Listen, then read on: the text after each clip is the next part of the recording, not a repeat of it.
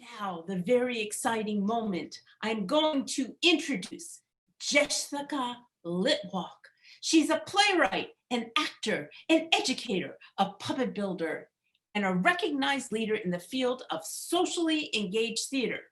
Her plays have been produced off Broadway and on stages across the US, Europe, and the UK, and now the Marsh.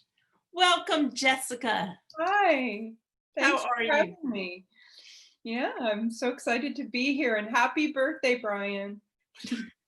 He probably didn't even tell you. He let him talk and not even tell you it was his birthday. Well, welcome, welcome. Tell us, I just did a few highlights about who you are, Jessica. And I've never met you in person, although we've talked a little bit on the phone. No, we have. Well, I did one little thing at the Marsh with Tracy, who's my director tonight, Tracy Ward, probably 30 years ago or something. It was a reading that Jerry Lynn Cohen organized. So I grew up here, and I grew up in San Francisco, and I taught for a while at San Francisco State, and then I moved to New York to be an actor, and I've been there pretty much until about a year ago when I've just come back to the Bay Area. So it's a thrill to be here. And yeah, I do a lot of work in the Middle East and in Europe, and work in conflict zones a lot. And I work with, my company is called the HEAT Collective, and that stands for Healing, Education, Activism, and Theater, or all through theater. So I'm doing a lot of work. I'm usually gone traveling, but now it's all on Zoom. So I was in Italy all day. I was in London for a couple hours, then I was in Italy. So it's a lot of. What were you doing in Italy today? Well, I'm teaching for La Mama. I don't know if you know La Mama. It's a theater in New York, but Ellen Stewart, who was the beautiful founder and the mother of so many of us theatrically, got the MacArthur grant and bought a convent, a 12th century convent in Umbria, which is just outside of Spoleto. And every summer there's a director's symposium. And so I've been teaching there.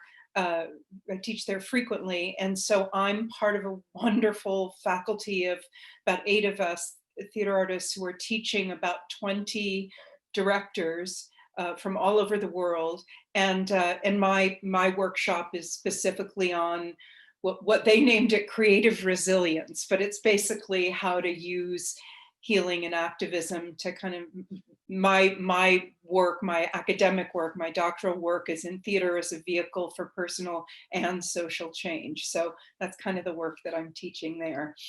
Well, but today, as I was teaching, the rest of the time they were doing King Lear, so it's a big mix. So can you specifically tell us something you teach as part of HEAT? Something you can tell us, some insight we can have here? Well, there's a couple of things. The one needs some show and tell. Can I get something to show you? Absolutely. So what I do a lot, who am I picking? I don't know which one of you I'm picking. Oh, I'm picking you. Okay, I'm picking this guy. So a lot of the work I do in the world. So when I'm in Palestine, one of the things I do in Palestine in the refugee camp that I go back to every year for the Freedom Theater in Jenin is I do a puppet building workshop. And so what's unique about this, and one of my students built this guy. His name is Dub Dub. And Dub Dub I always start these workshops with the brain. So people first make the brain of the puppet, and then they put the brain inside, and then they make this piece of art or writing, and then they ball it up, literally becomes their vision, what they want to call in, what they put in, literally becomes the brain, and then we build the puppet around that. So this guy was from a student of mine that just gotten out of prison, and an Israeli prison, and he didn't remember anything about himself. So he made himself, he wanted to put a hat on, but he made himself. And then we were working together. So this is just one of the more therapeutic aspects of HEAT. we were working together, and he said, I can't remember anything about this cell, and it really troubles me, and it really troubles me. And we worked imaginatively. I said, can you remember anything? He said, one thing, a bug. I remember there being a bug there. And I said, all right, let's make the puppet of the bug. And he made this bug, which I don't have because he kept it. And from being inside, embodying the bug of this puppet, he then, as the bug, could see the entire cell. And so he remembered what it looked like from the bug's eyes. And then he felt so good because this was a huge memory, that 18 months that he was in that room and he couldn't remember. So that's one thing.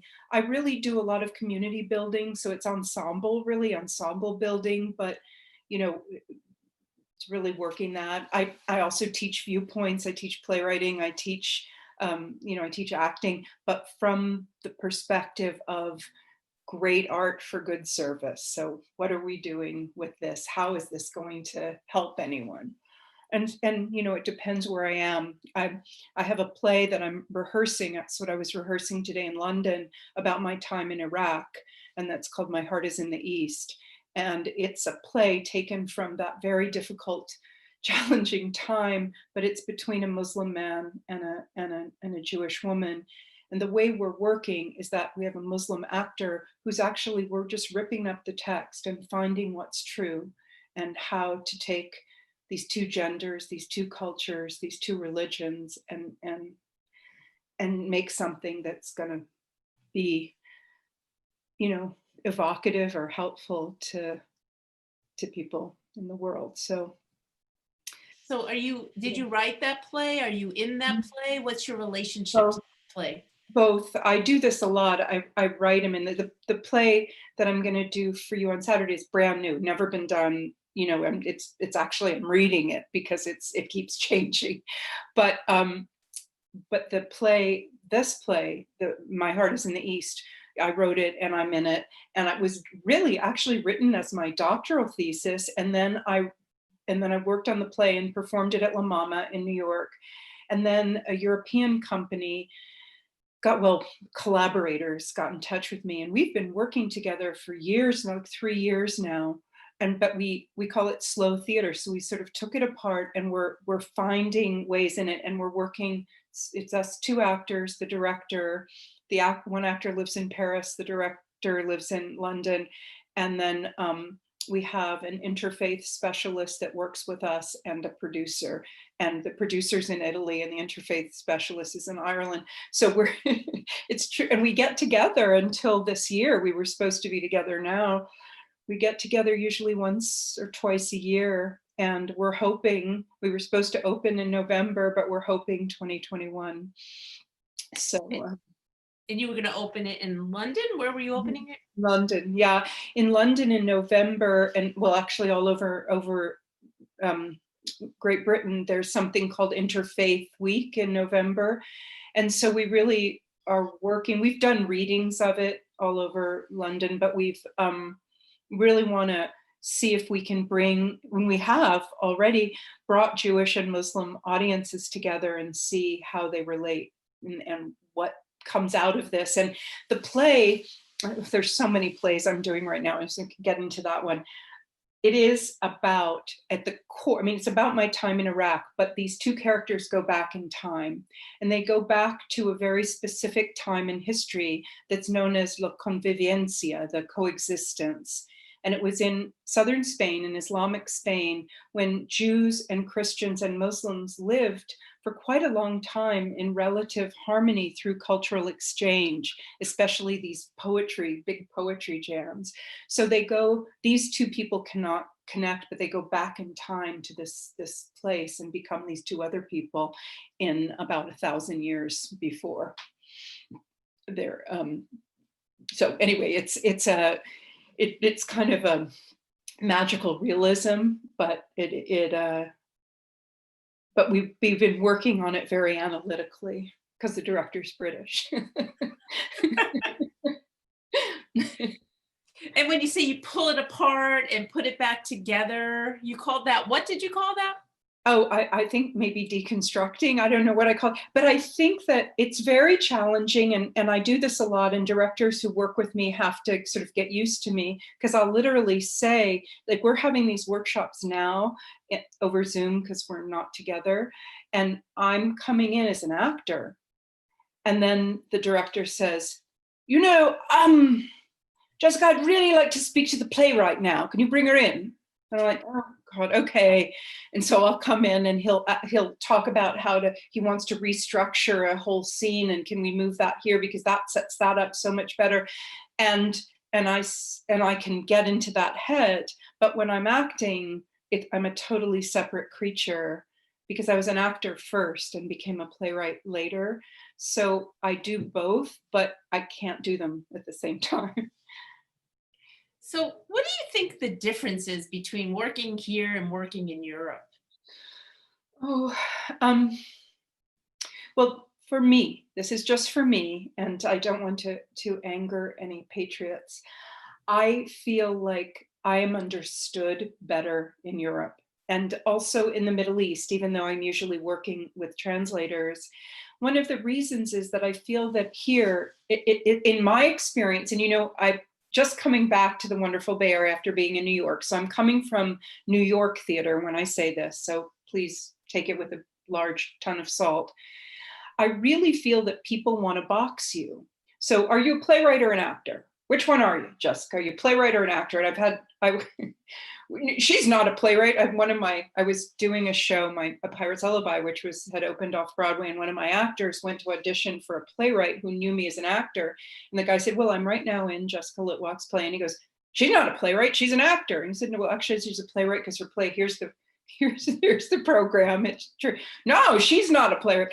And then it's also, so I'm all this mush of things. So I'm also a registered drama therapist, because I really love the aspect of healing in my teaching and in my theater work. I no longer see clients, but that was something I did when I trained.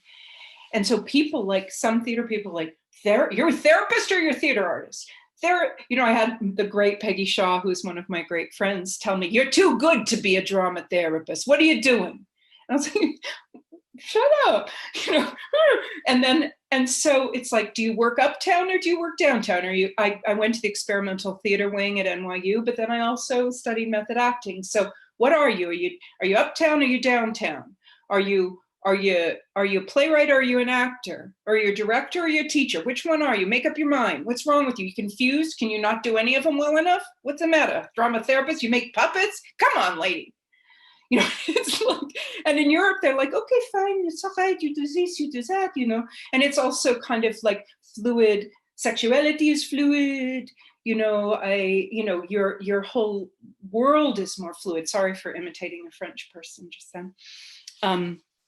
But it's true even in Great Britain, where there's still very similar structures of theater, but I also feel that their drama therapy is really incorporated into the theater world, as is work that I also do, like theater of the oppressed work and that kind of work. Things aren't so divided.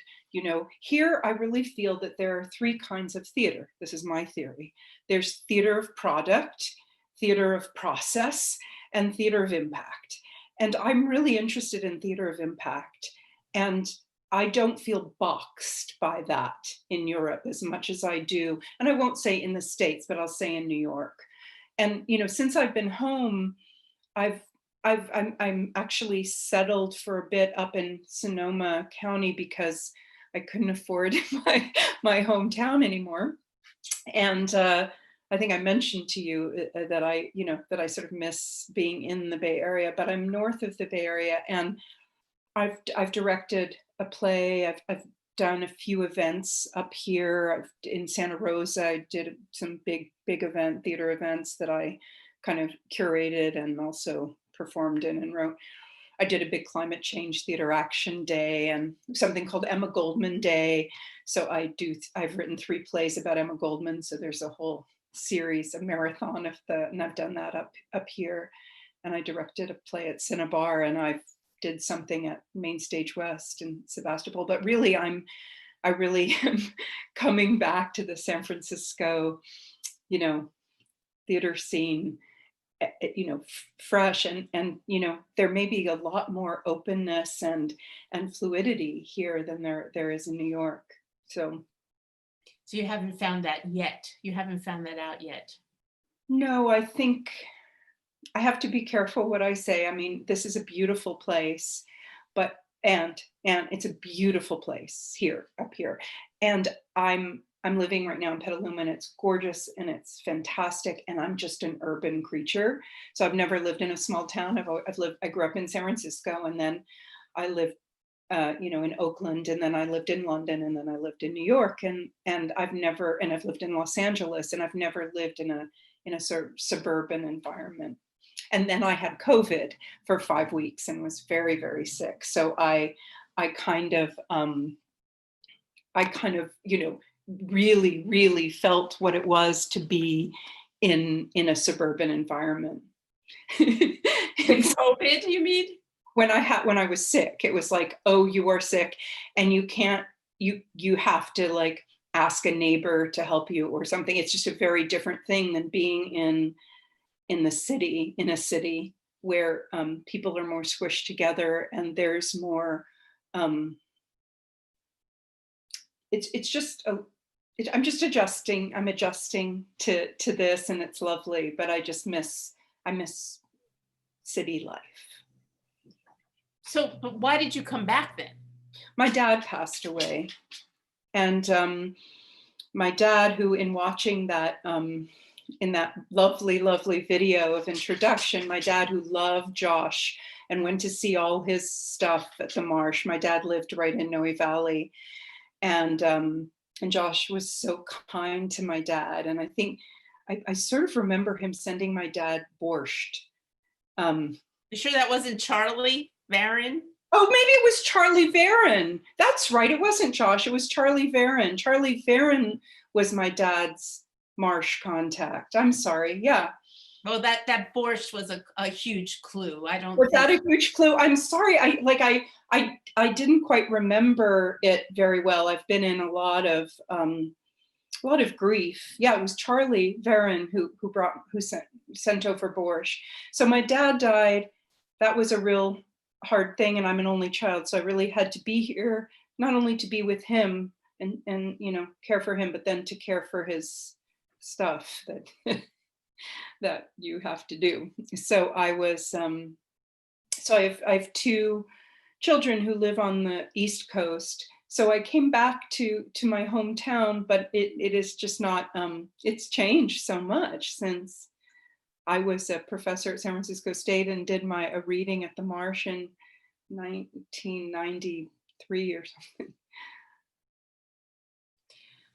Well, let's talk about you're going to do an excerpt tonight from the show you're going to do full length, right? I am. I'm going to read a little excerpt from I'm just going to do a little bit of the beginning. And yeah, and this play it's brand new. In fact, it keeps changing. In fact, when Dear Birthday Boy, Brian and Tracy and I were working earlier, I was going, oh, no, that has to go there and this has to go there. And I was changing it as we speak. So it's very new and different from, I was commissioned actually to write this play by a woman here in Petaluma, which is a wonderful city, by the way. I hope I wasn't disparaging it. I tend to say whatever is on my mind, which is it's great for an artist, but not necessarily great for a politician. But this wonderful woman came to me. She'd heard about my work. I do a lot of one-woman plays. This is my 6th, actually, over a long period of time. But she heard about me. And this is a Jewish woman in San Francisco who in 1911 had she, you know, like really was spearheading the suffrage movement in the California move to get suffrage. And we won suffrage here in California in 1911, you know, 9 years before the 19th Amendment.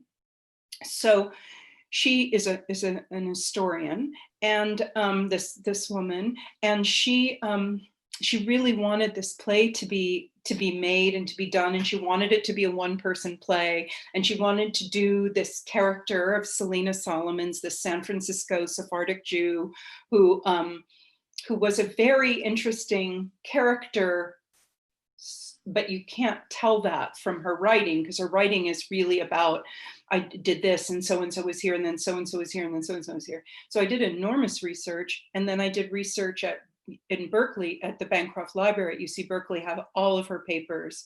So the weird thing, which I'm not sure I'll get into tonight about her, is that not only was she this strong feminist suffragist, but she also she made a living as an astrologer. She was an advocate of something called solar biology, which is a precursor to astrology, and was a theosophist. And so I just got really fascinated with her.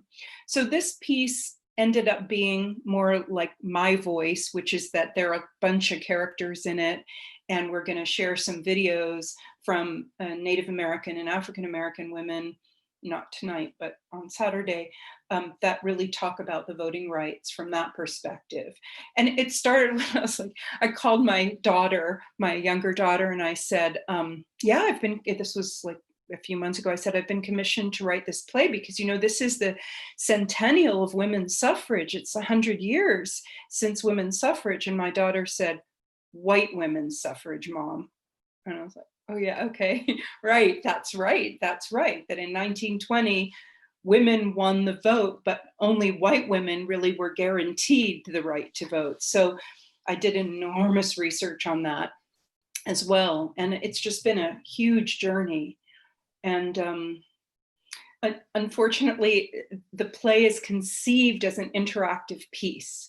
So it's in this lunchroom, which it was at 315 Sutter Street.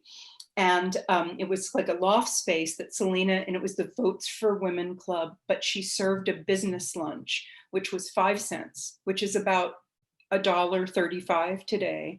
And her idea was to really get working class women involved. And because, there was usually very, very upper class or upper middle class women who were running the suffrage movement. So the idea is that the audience enters the Votes for Women Club on 315 Sutter Street on October 10th, 1911, on, election day. And they're given, so the idea is that they have a ticket, which they've paid for. And when they give their ticket, they get a nickel.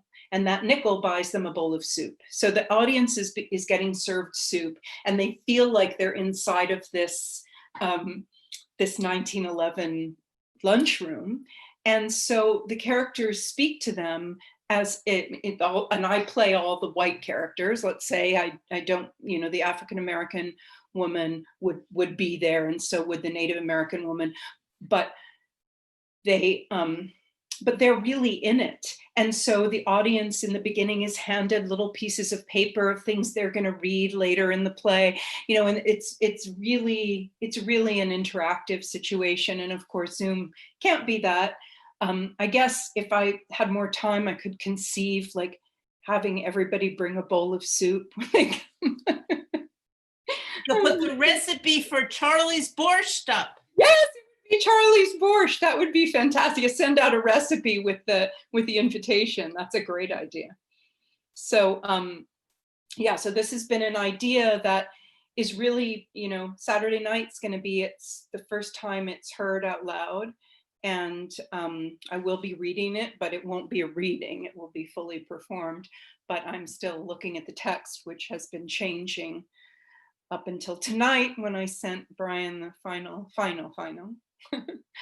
And yeah, so that's it's a true baby for me. A lot of these plays that I work on, I'm doing another play right now called The Fear Project, which is based on verbatim interviews. And this is the 6th incarnation of it. And it's rewritten each time we do it because it's based on the interviews that we receive.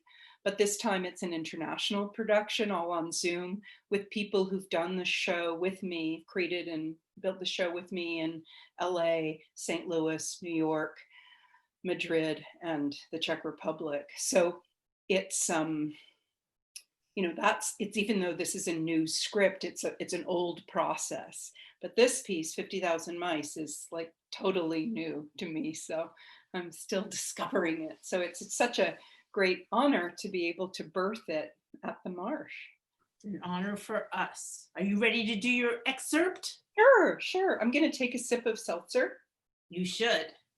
And I apologize if there's dog noises, but. Oh, can you hear my dog snoring in the background? No, I love that sound. Good. Can't hear it. But if your dog were to bark, my dog would start barking. I was working with my team for this morning in Europe for My Heart is in the East, and one woman was at Whidbey Island, and there were seagulls in like across the world where she was, and the seagulls started making seagull noises, and these dogs started reacting as if the seagulls were here. So you can't see this because I'm just going to stand right near the computer and read, but this is my Votes for Women club. Votes for Women sash that I will be wearing in the play. Okay, so I'm just going to read like basically the beginning, just the first few minutes of the play. And so this is the audience would have entered that room as I just explained. Should I just go? Go. Okay. Well, let's ask Brian, I guess. Brian, should she go? We are ready for you, Jessica. Okay, Brian, thank you. So you'll see 3 of the characters in this. Hello, everyone. Oh, does everyone have soup? It's so wondrous to see you all. Can you believe Election Day is here? October 10th, 1911, the moment we've been working for. Miss Selena, we need 2 more bowls of soup back here. Okay, Thule, coming right up. Quick instructions before we move out to the polls. We have to be on our toes today. No stone unturned, no precinct unattended, no man in the city of San Francisco left behind. We have to get to every single mail by the time the polls close, and we make sure they are voting with us. Last week, 40 of us went to plead to the legislature. We told them we may be small in number, but we represent 50,000 Californian women. And the chairman sneered at us and said, "You are no more than 50,000 mice." Are we mice or are we women? Now, 15 years ago, the women of California fought and lost. In 1896, we made mistakes. We aren't going to make those same mistakes today. Last time we tried to win suffrage for California, it was the blue blood upper class controlling the game, but the Votes for Women Club has galvanized the working women of this city, and you are powerful. I will thank you from the bottom of my heart, but not until we win this. So you each have your district assignments, so eat up and head out. Hey, Selena, slow down, baby. This is Bess Fisk, folks. She's from New York. She calls everybody baby. No, I don't. Just you. Listen, some folks here, they don't know their district assignments because they ain't never been here before. Look, you got, by my count, plenty of newcomers. There's a whole table of folks over there from Marin County who don't know what's going on. Oh, goodness, right. For those of you who are new to us, I am Selena Solomons, and this is my lunchroom. I hope no one is here for the human flower show. It's marvelous, as are our suffrage bazaars, our comedy skits, our dramatic plays, our fancy musical numbers. But today is St. Crispian's Day, and you ladies are my band of brothers. That's bloody Shakespeare, innit? Henry number 5, the king. We happy few, we band of sisters. For she today that sheds her blood with me shall be my sister. And California women now abed shall think themselves accursed they were not here, and hold their girlhoods cheap, whiles any speaks that fought with us upon St. Crispian's Day. Selena, there's some gentlemen among us. You ought to welcome them too. You men among us, you advocates of suffrage, you wouldn't be here if you weren't. We need you marching to the polls today to do the right thing. So eat up. You know, folks, other days, Selena offers French artichokes with freshly made mayonnaise and her Abba's spiced meat on flat bread. 5-cent nutritious lunches are the draw, but as we say in the club, Thule, a girl who comes to eat will stay to lead. But today we are in the battlefield, and today we have leaflets and soup.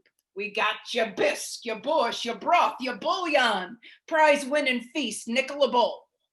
You may rest here for a few moments in sisterhood, but then we must go out and take election day. So eat your soup, eat your soup!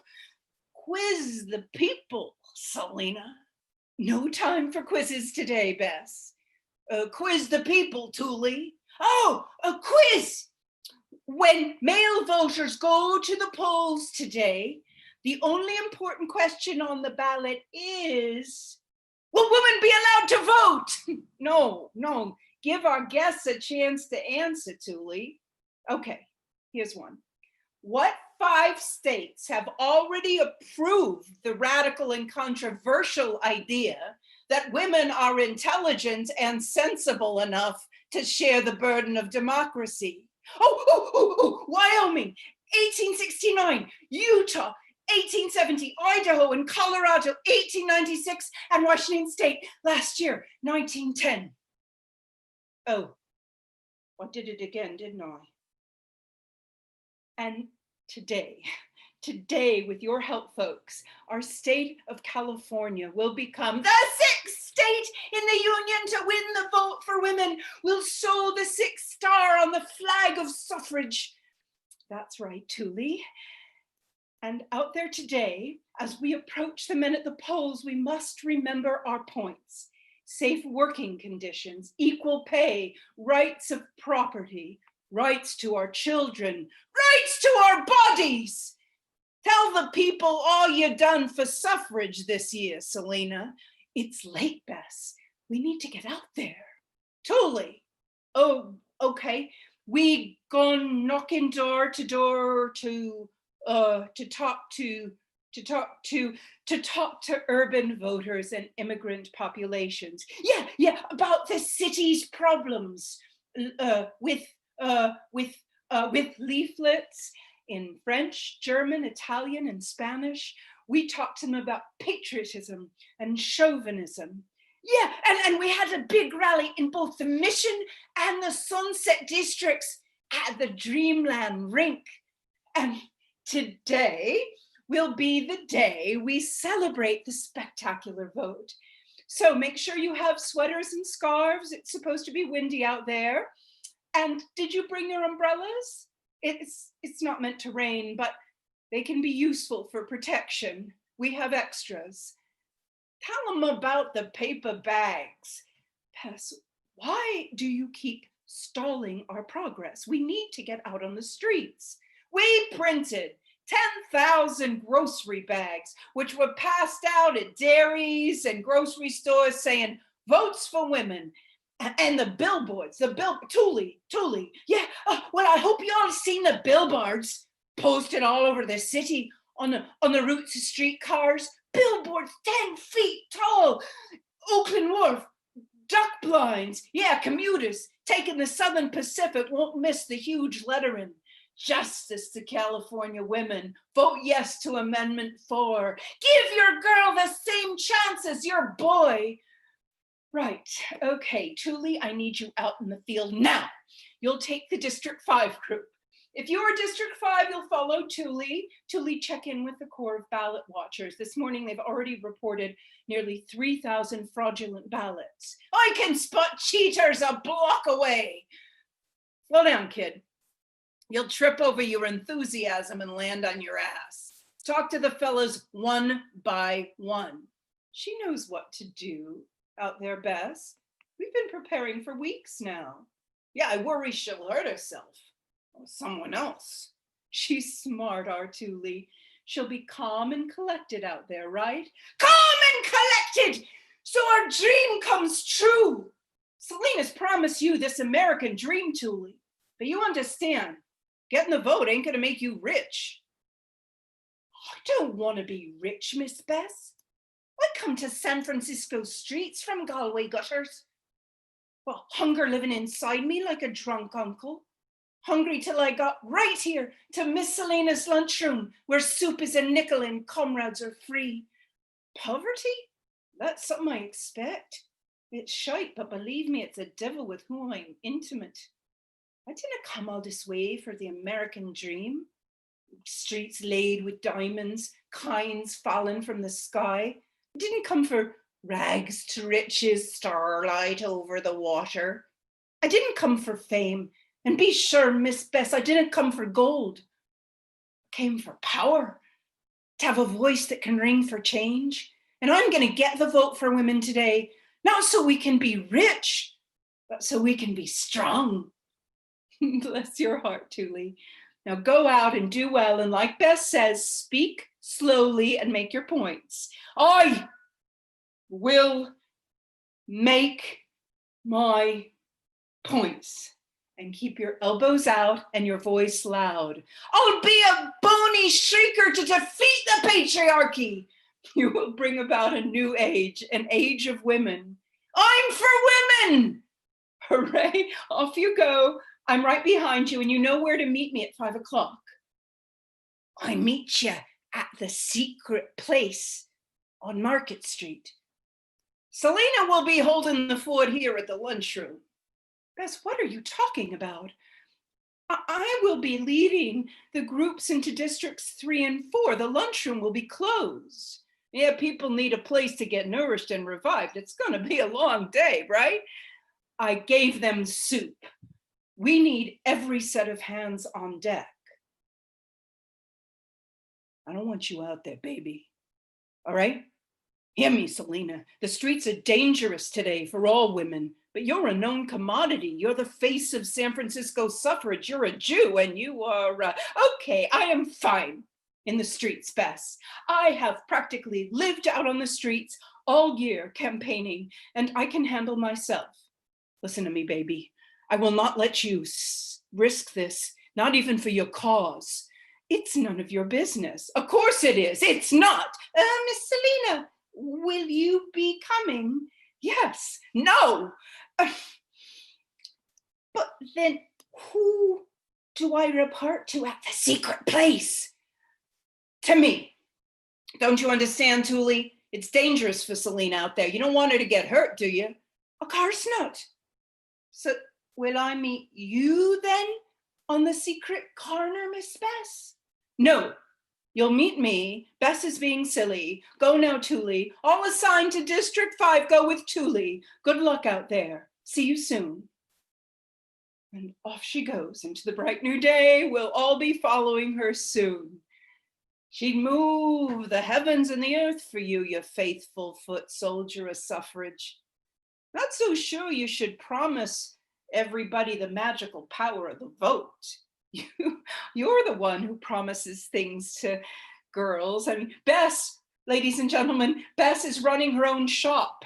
Why, after the earthquake crushed the department store she managed, she opened a woman-run shop in a basement and is giving working ladies all over this city a leg up, including Thule. She brings East Coast bravado to the Golden West. Yeah. Folks, I rode out here with my brothers, was planning on staying maybe like 3 months and making my way home. But then I fell in love with San Francisco. Okay. So I can stop there. I can go on, whatever you like. This is a pause. If you want more, I'll give you more. If you want that just as a taste, I can stop there. Up to you. I think it's a good taste because we want people to come see it on Saturday. And we'll have another Q&A on Saturday as well, anybody who comes to see it. So please, everyone, tell your friends to see the whole thing. You come back and we want you to see the whole thing. Yeah, a lot of things happen. There's about 8 characters. You just met 3, but there's a lot of conflict on that day. And it really follows the true day of the real election in 1911 when actually, it's hard for me to say about my hometown, but San Francisco did lose the vote that day, but the rest of California pulled through, but they didn't know that until the following morning. So it's kind of a dramatic day, and she gets lots of people in there who are bring surprising conflicts. So anyway, it'll be so lovely to see you all there. I hope you come. So tell us, why is this play particularly important now?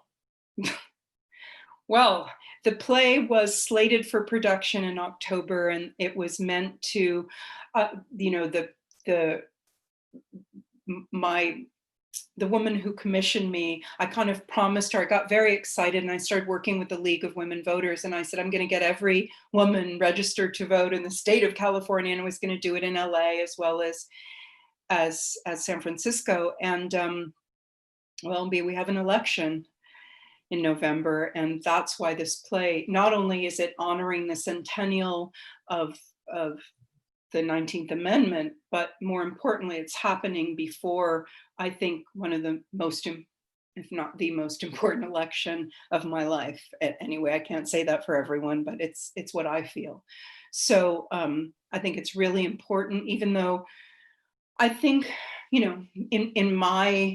in my circle of people, which is fairly wide, it is, people are getting very depressed and hopeless a little bit. And I just want people to stay activated if they can around this election, because if we lose it, I'm not going to speak politically, but everybody should vote. That's all I'm going to say. And that's all the play says. It's just an advocacy of voting. A friend in London, one of my colleagues, sent me a little photograph of a sign outside of a pub, and it said, "Americans must be accompanied by an adult." And that was pretty hard to read, because that's kind of how we're seeing. So I just want to say we have a democracy, and I believe in it. And I feel like this is a play about inspiring, especially women, to get out there and vote, and whatever that means. I've gone to other states if I was needed around the election time, drive elderly people to the polls, whatever that means. And that's that's the purpose of this play, and why I think it's important now. And then, I'm also admit that I'm a feminist, and I believe I've done a lot of plays about women's history, and a lot of plays about women that we've never really heard of. And this is a woman I'd never heard of. So yeah, that's why. And I know you said earlier, and I know it's important that you have different voices of color. Do you want to talk a little bit about that? And yeah, and that's been a little hard, because it's not so easy to get that feeling in Zooms. We actually have them filmed on their cell phones, and it doesn't quite, it's not the same as it would be live. Or if perhaps there's a whole nother way of filmmaking that could make it more smooth. But these voices are incredibly important to me. And we have 2 lovely actresses, and they're just reading, because this is another thing. I don't feel like and this is different, because I used to write characters of all races. And in one of the play I wrote about this Arab man, he actually says to the woman who's the writer, he says, "What gives you the right to write me?" And that's something that really hits me hard. And I think I don't have the right to really write an African American or a Native American character. I work a lot with a Native American company in New York, the Eagle Project, and I've talked to them a lot about this, and I can be an advocate, but I can't make a character in the play. It's just not right, especially now when we're going through so much racism and awareness of racism in this country. So there is a woman who comes on and it's pretty much factual. She tells facts about when, I mean, do you know when Black women got the right to vote? 1965, when you know, Johnson passed the Voting Rights Act. And it was, and so 1920, it's like, yay, 1920, women. But Black women faced so much voter suppression for 45 years. Native Americans are still experiencing so much suppression. In the Navajo Nation, the closest poll is 250 miles to that reservation, and they're trying to change that. But I mean, I feel these things need to be heard, and I don't want to just talk about how fabulous it is that white women got the vote. But I also want to tell Selena's story. So the way that I would do it if we were live is that in this lunchroom, there would be these women and they would come forward and speak, but they wouldn't be wrapped up in the action of the play so much. They'd be speaking, teaching the audience in these brief monologues about this. And you know, we can talk about it Saturday night, because I thought, well, you know, I could also get a collaborator, a Native American writer and an African American writer to work with me on building these characters. But in this context, especially since I've had to do this so fast, because there is this need to get it out there by October, to me, and we're doing it this way, which means that I've written pieces for them, but they're more informational, more teaching moments, to just let people become aware of what these other cultures have experienced with voting rights. Well, really interesting. So you're saying that people this weekend on Saturday night, they will have little scripts to talk about information about. Well, I think what's going to happen is that some people will have pieces that they're going to read at the end that are about the specific dates that things happened.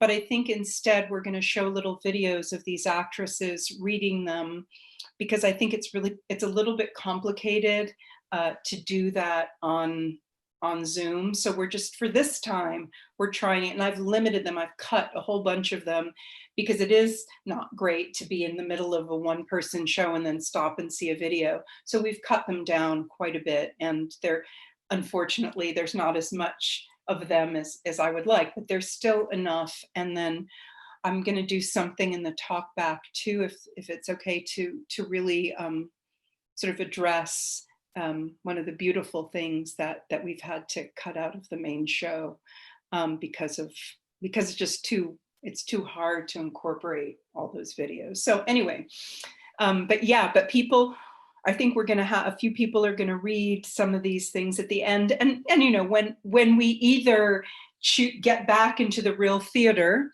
and Tracy and I have talked about this a lot, that there's a probability that we won't get back into the live theater by the time the election happens.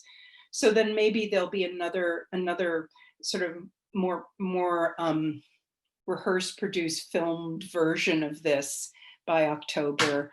And then hopefully there'll still be relevance for it after the election. So it's a piece of history that I think it's good to hear. And also I'd love to perform it in schools and colleges, and, you know, if schools, if there are schools, or just have an interactive, you know, this form, and I'm speaking as an artist now, this form is for me challenging, because I've been making live theater for 40 years, and I've been traveling all around the world doing it.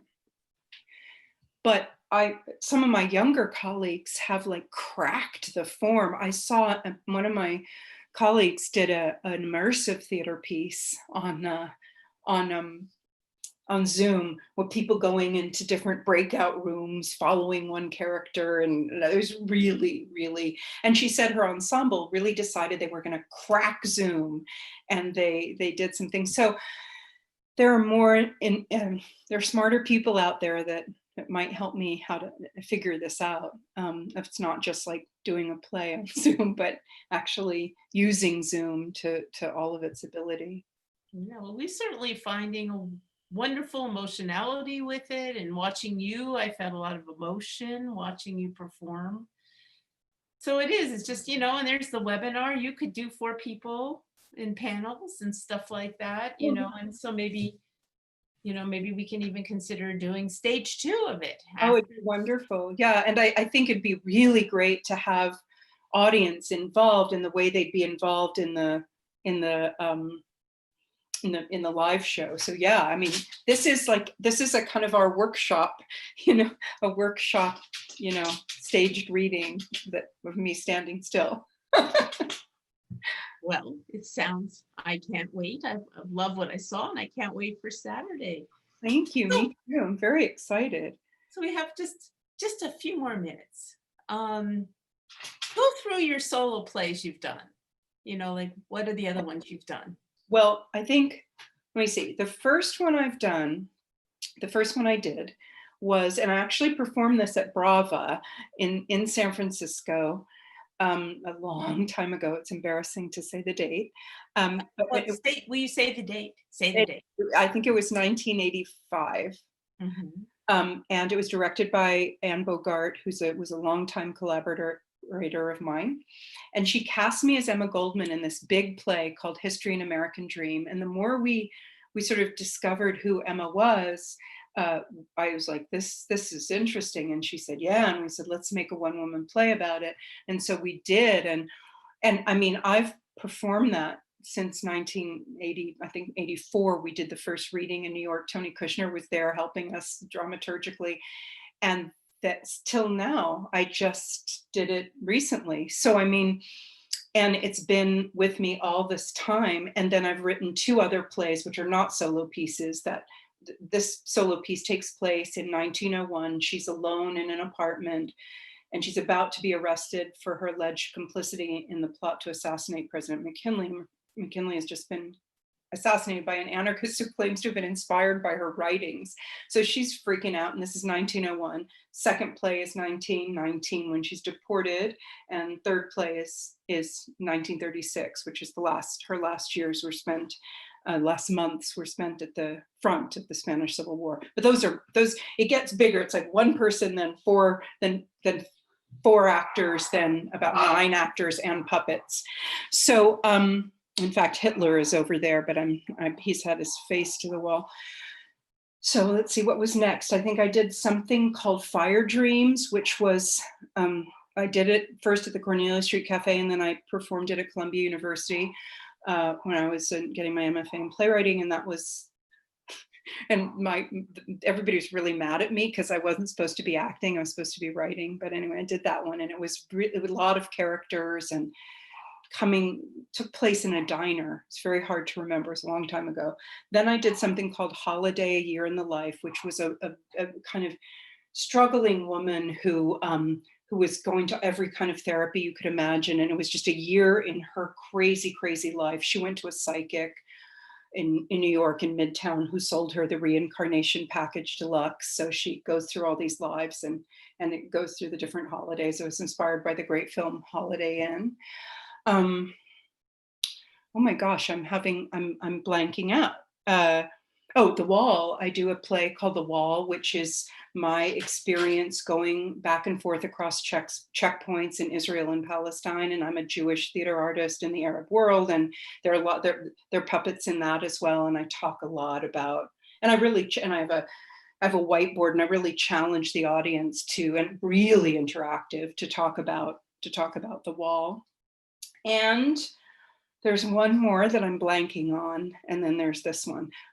I don't know what's wrong with me. I'll remember it as soon as we finish, and then I'll write you an email and tell you what it was, because I don't know why I'm blanking on it. But I've written close to 40 plays, really short ones, really long ones. I love them all, but sometimes it's like having a lot of children. You forget all their names. True? Is that true? Not my children. No, I remember my You children. don't remember your children's name? But I have 2, not 40. But with Thank God, you wouldn't have 40 plays if you had 40 kids. no, I have 2 kids who are incredible and who are now grown women, but who kind of grew up.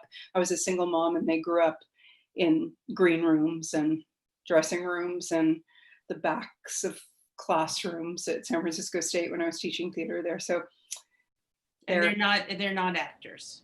oh, they're not actors, but one is now a very successful filmmaker.